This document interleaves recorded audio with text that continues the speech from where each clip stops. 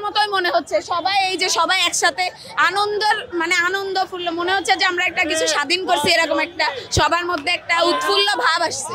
অসম্ভব ভালো, অসম্ভব।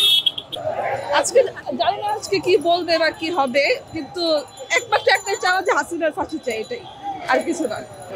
ওইরকম একটা ভাইব দিতেছে, কারণ সবাইকে একত্রিত হতে বলা হয়েছে 5 আগস্টের মতোই। আমরা গাজীপুর থেকে আসছি, আমার ছোট বোনের সাথে আসছি, আর ভিতরে ফ্রেন্ড সার্কেল আছে, সবাই একত্রিত হব। অনেক অসাধারণ অনুভূতি আজকে এখানে এসে। জি, বাট এখন চাচ্ছি যে আরো কিছু ভালো কিছু, ওনার ফাঁসি চাচ্ছি আমরা।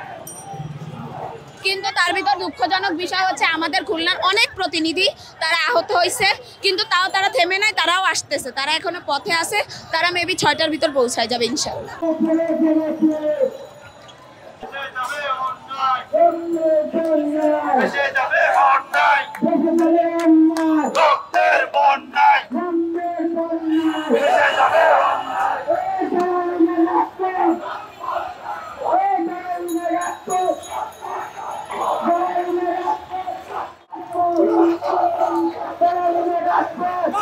পাঁচই আগস্ট মনে হচ্ছে, এবং এইটা সর্বসাধারণ আপামর জনতা, যত জনগণ আছে এই দেশের, সবার কাছেই এই দিনটা মনে রাখা উচিত, এবং এইটা বোঝা উচিত যে কতটা ক্ষোভ থাকলে এরকম কাজ করতে পারে মানুষ, এবং এই ক্ষোভ আজীবন থেকে যাবে।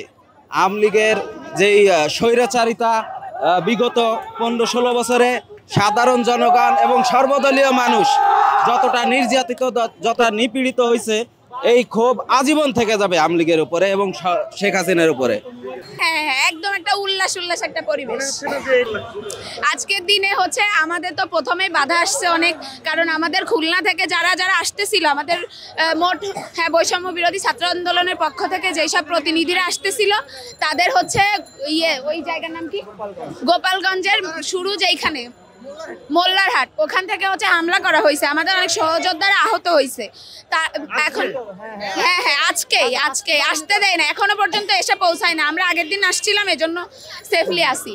তো আমরা হচ্ছে তীব্র নিন্দা ও প্রতিবাদ জানাচ্ছি। আর আজকের সবথেকে মোমেন্ট অফ দ্য ডে ছিল যে আমরা সবাই ওর মুখে জুতা মারতে পারছি, ওরা সামলে পাইলে তো আরো ভালো হইতো।